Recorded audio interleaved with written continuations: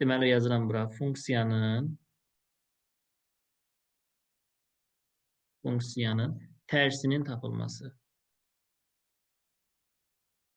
Tərsinin tapılması.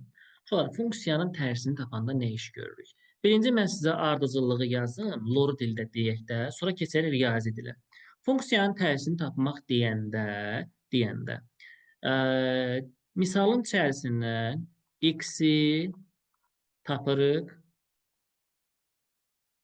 x-i tapırıq. Sonda y-dən yerini dəyişirik.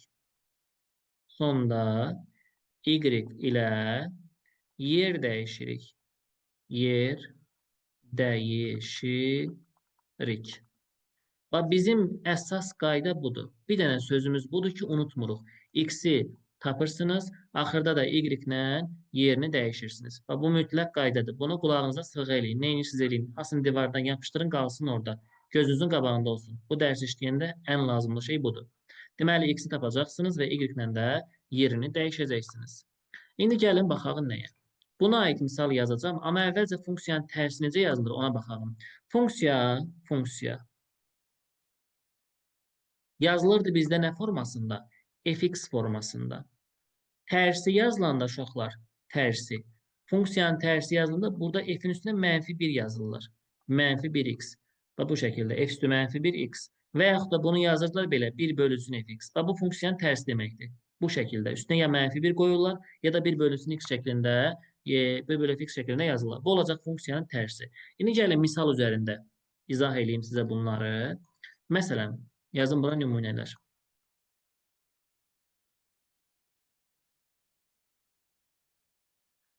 Və deyirəm ki, y bərabərdir 3x çıxılsın 2. Deyir, tərsini tapın. Tərsini tapın.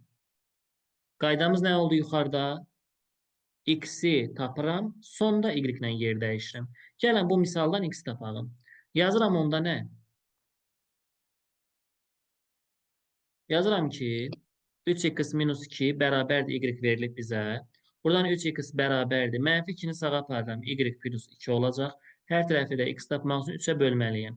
Yəni y plus 2 bölü 3 olacaq. X-i tapdıq mı uşaqlar? İndi x-lə y yerlərini dəyişəcək. Yəni gətirirəm bu x-in yerinə y yazıram, y-in yerinə x yazıram. Onda funksiyanın tərsi olacaq. Y bərabərdir. X üstəgəl 2 bölünsün 3. Bu da oldu bizim cavabımız. Başa düşdünüz? Bəli, Funksiyanın bəli. tərsini tapanda adicə tənlik kimi hesablayırsınız, x-i tapırsınız. Sonda isə x-dən y-in yerini dəyişirsiniz. Bu öz qaydasında. İndi gəlin buna aid müxtəlif tip misallardan yazağın. O nümunələr eddə. Görün, bir yazmışam. Bu olsun 1. Keçən indi ikinci nümunəyə. Məsələn, deyirəm ki,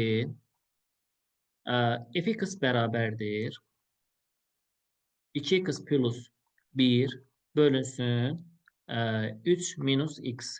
Deyir, tərsini tapın. Tərsini tapın. Biz nə axtarırıq hər zaman? Hər zaman axtardığımız şey x-dir.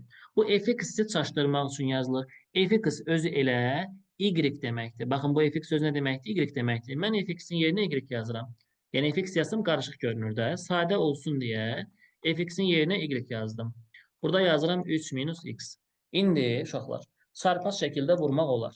Çünki burada y-in məxrəci 1-də axı yazılmır da normalda. 1-də çarpaz vururam. 1-i vururam 2x üstəgəl 1-ə, elə 2x üstəgəl 1-in özü eləyəcək. Bu y-i götürüb bunların hər ikisinə vururam. Y-i 3-ə vuranda 3y, y-i -x-ə vuranda -xy eləyəcək. İndi x-lər bir tərəfə gəlməlidir həmişə. Ədədlər də y-lər də bir tərəfdə qalmalıdır. Sol tərəfdə 2x var. Bu -xy-lə gətirirəm bu tərəfə. Olur müsbət xy bərabərdir. Sağ tərəfə də 1 aparıram. 3y minus 1 olacaq. Buradan baxıram, hər ikisinə x var. X-i mötərizənin kənarına çıxarda bilərəm. Qalır mötərizənin içində 2 üzərinə gəl y bərabərdir 3y minus 1. Mən buradan x-i tapanda x-in qarşısında yazılan hər zaman məxrəcə atılır. 2 plus y yazıram. Yuxarıda 3y minus 1. Hə, artıq gördünüz, biz qaydaya əməl etdik. X-i tapdıq. İndi nə etməliyim x tapandan sonra? Dedik ki, x tapandan sonra x-lərlə y-lərin yerlərini dəyişmək lazımdır. Olacaq onda burada nə? y bərabərdir 3x minus 1 bölünsün 2 plus x. Bu da oldu funksiyanın